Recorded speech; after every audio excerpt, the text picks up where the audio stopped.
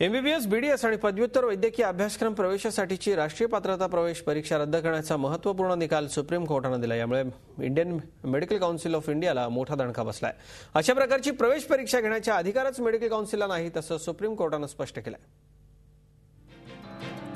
देशभरातील वैद्यकीय महाविद्यालयांमध्ये प्रवेश घेण्यासाठी राष्ट्रीय पात्रता प्रवेश परीक्षा घेतली जाते, परंतु सुप्रीम कोर्टाच्या 3 सदस्यीय खंडपीठानं 2-1 मतानं नीट रद्द करण्याचा आदेश दिला। सरकारी आणि खासगी वैद्यकीय महाविद्यालयातील प्रवेशासाठी अशा प्रकारची परीक्षा घेण्याचे अधिकारच मेडिकल काउन्सिलला नाही, तसं कोर्टानं स्पष्ट केलंय। that it leads to corruption because there are so many private medical colleges are conducting their own exams, the quality and the things are not ensured.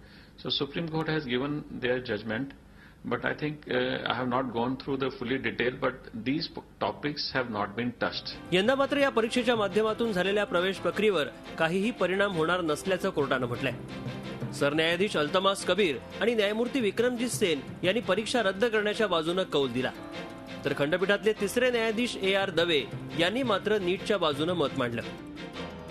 राष्ट्रीय पात्रता प्रवेश परीक्षा घेण्याचा निर्णय कायदेशीर, वैध आणि विद्यार्थ्यांच्या हिताचा आहे, त्यामुळे मी विरोधी मत नोंदवतो। न्यायाधीश AR दवे। वैद्यकीय प्रवेशासाठी देशभरात एकच सामायिक राष्ट्रीय पात्रता प्रवेश परीक्षा घेण्याचा निर्णय मेडिकल काउन्सिलने घेतला होता। या निर्णयाला आव्हान देणाऱ्या 115हून अधिक याचिका सुप्रीम कोर्टात दाखल झाल्या होत्या।